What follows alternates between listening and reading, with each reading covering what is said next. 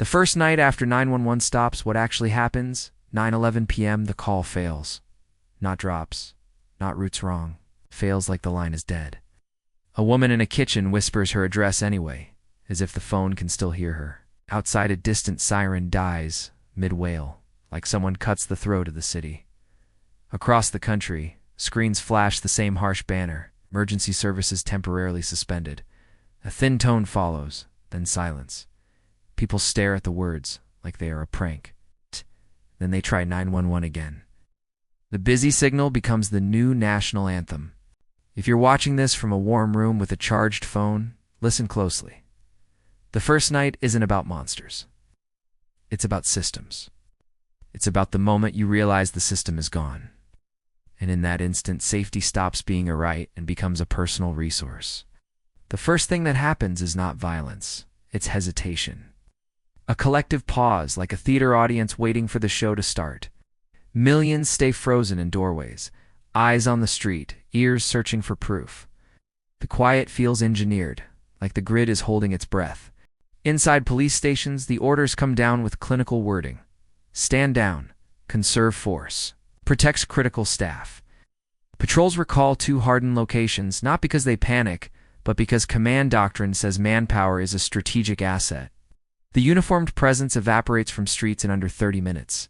Fire stations shift to lockdown posture. Bays close. Apparatus stays parked. Dispatch screens still glow, but no one rolls. Medics inventory supplies and seal doors, because the first wave of calls will be traps, ambushes, or stampedes. Their job becomes survival, not response. Hospitals don't shut down, they harden. They reroute entrances, chain secondary doors, and post security at choke points. Trauma teams stand ready, but not for everyone. They triage the concept of humanity itself. In the first hour, it's still normal injuries and normal fear. Then the public learns the second truth. Even if you don't need police, you need the infrastructure: police protect, traffic control, crowd control, incident command. Without that, the city becomes a physics problem. Too many bodies in too little space, moving without rules. Phones still work at first, but networks choke. Everyone calls everyone. Every anxious text becomes a tiny hammer hitting the same glass. Cell towers overload, then begin shedding capacity. Videos lag, maps stutter. A rumor moves faster than a signal, and it spreads cleaner. People don't know why 911 stops. That gap is the first killer. The government might know, but the public lives in speculation. Some think it's a cyberattack, others think it's a strike. Some think it's a drill gone wrong. Nobody trusts any answer that sounds calm. On social feeds, the first clips appear. A man filming a closed precinct gate, a woman outside a firehouse screaming at a locked door. Someone posts a dispatch radio recording that sounds like garbled static and breathing. Comments turn feral within minutes, because uncertainty invites aggression. Phase I begins with denial, and denial is efficient. People keep doing what they did yesterday. They order food. They drive to pick up kids. They stand in checkout lines. Habit is a sedative, keeps hands steady while the building burns, and it delays the stampede. But small tests start almost immediately.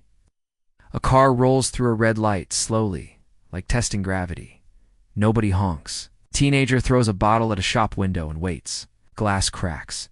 Nobody responds.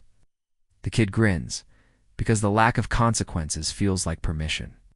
In apartments, doors get double locked, curtains close, furniture shifts against frames. A man who never owned a flashlight suddenly needs 3. A woman who never cared about batteries empties a drawer like it's a medicine cabinet. People don't prepare logically, they prepare emotionally. At the same time, the ones who have been waiting for this don't hesitate. They already have maps, routes, and lists. They know which stores have generators, which pharmacies keep opioids in bat cages, which gun shop has reinforced doors, and which one doesn't. Planning turns into motion. The trigger is never announced cleanly because no one wants to speak it. The official language uses sterile terms: temporary suspension, operational safety protocol, system instability, but the reality is simpler.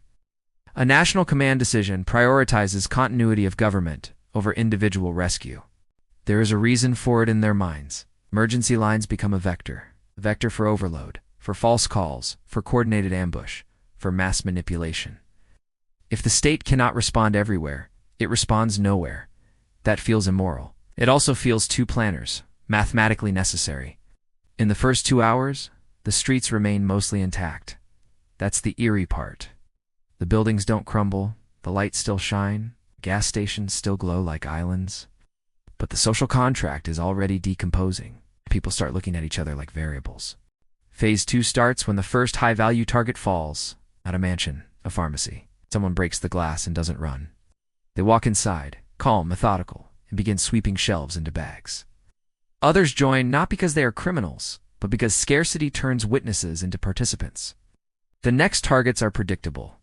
Gun stores, electronics shops, liquor stores, auto parts, the places that convert quickly into power. Stolen laptop becomes leverage.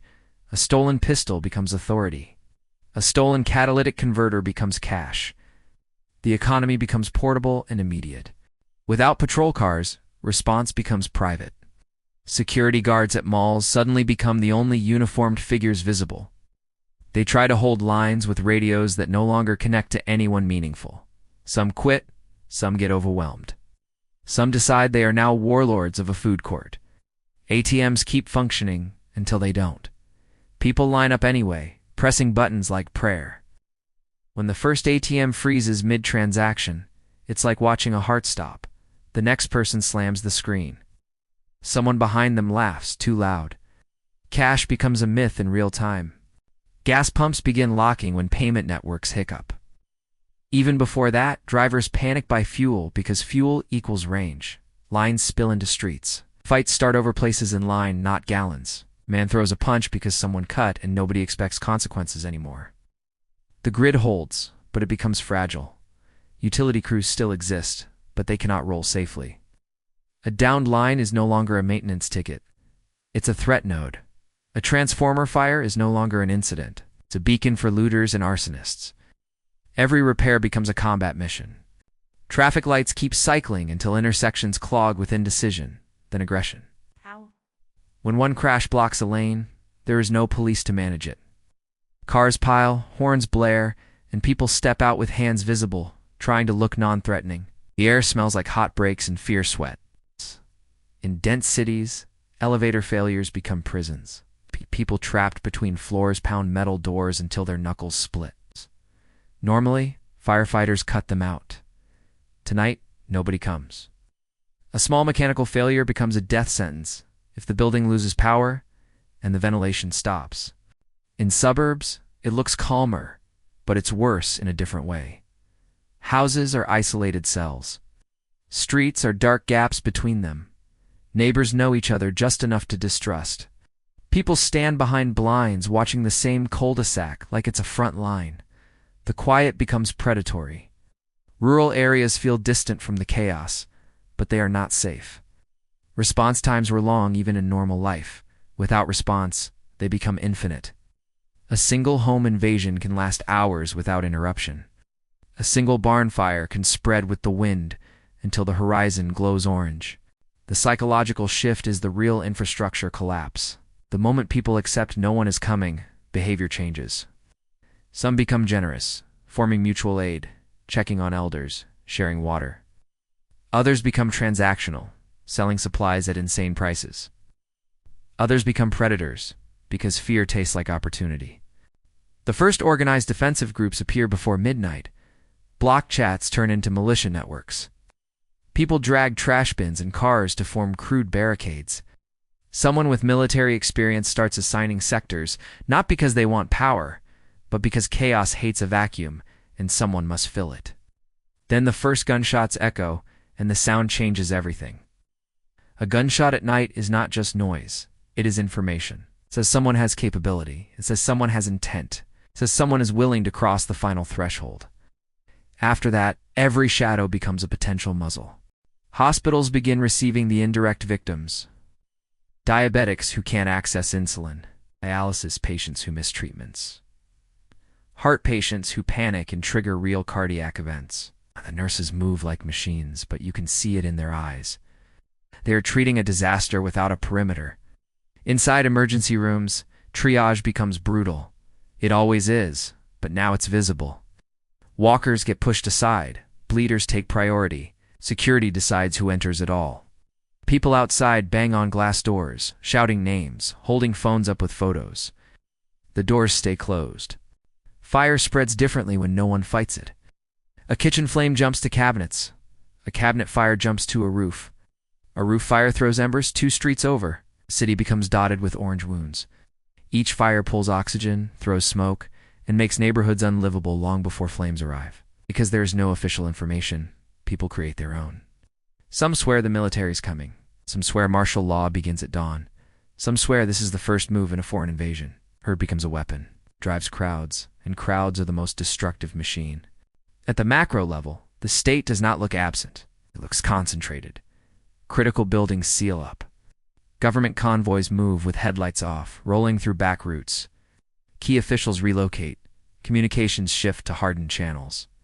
The public doesn't see this. They just feel abandoned, and that feeling radicalizes fast. By 1 a.m., opportunistic crime turns into survival crime. The first wave is I want. The second wave is I need. People break into pharmacies not for fun, but for asthma inhalers, antibiotics, anti-seizure meds. The moral line blurs when your child can't breathe. Home invasions begin as targeted operations, not random. Targeted. The people who have supplies are known. The ones who prepped posted about it years ago. The ones with generators make noise and light. Light is a signal flare. A humming generator at night is basically an address. Neighbors turn on neighbors in the ugliest ways. Old grudges, property disputes, jealousy, resentment. The absence of law removes the thin mask people wear. Someone who smiled at you last week might now decide your house has what they need. Betrayal becomes a form of logistics. In apartment blocks, stairwells become contested terrain. People post lookouts on landings. They share door codes with only trusted residents, then change them. Someone props a fire door open for escape. Someone else closes it for control. Community becomes faction within hours. The infrastructure attacks start quietly. Not everyone goes for stores. Some go for nodes. They cut fiber lines because they think it's the government watching.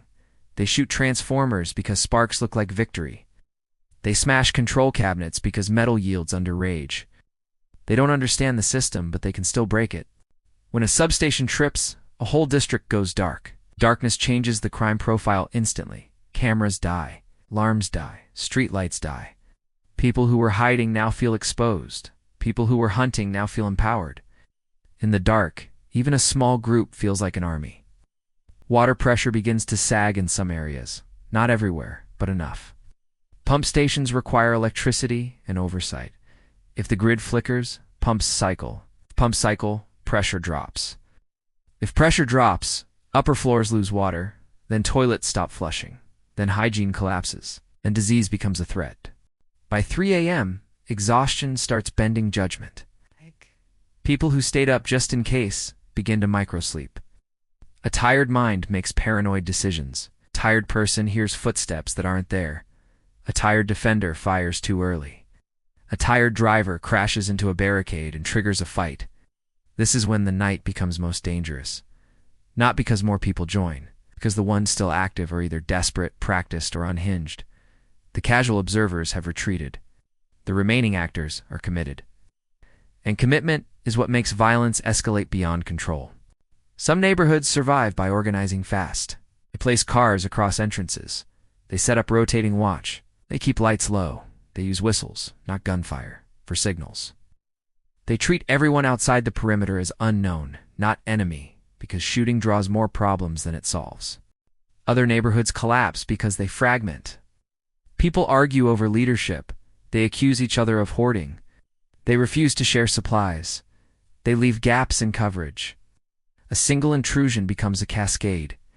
Panic spreads faster than any intruder because panic makes people stampede into their own destruction. Meanwhile, the black market blooms.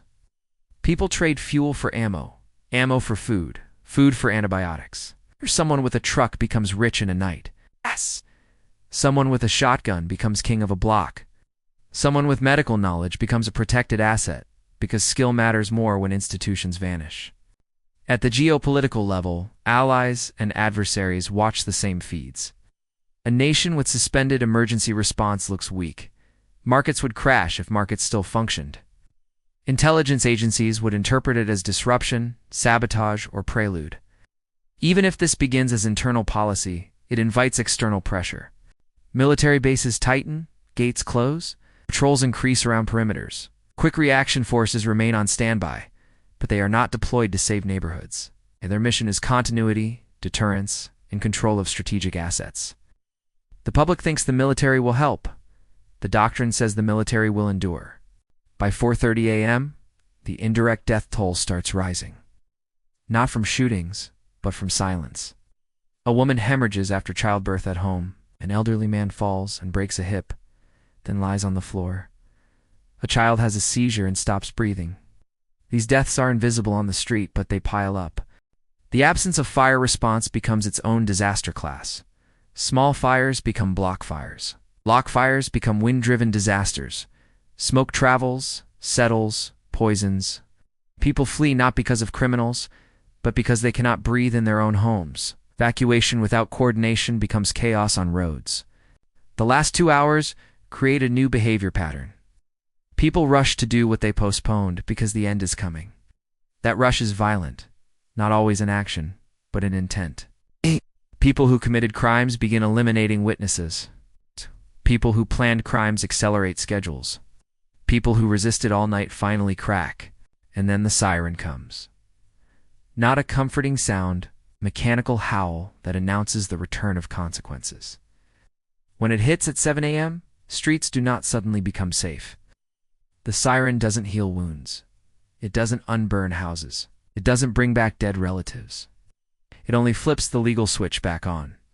Emergency services surge out, but they surge into a landscape that has changed shape. Dispatch is flooded with 12 hours of backlog. Crews drive around blocked roads and burning rubble.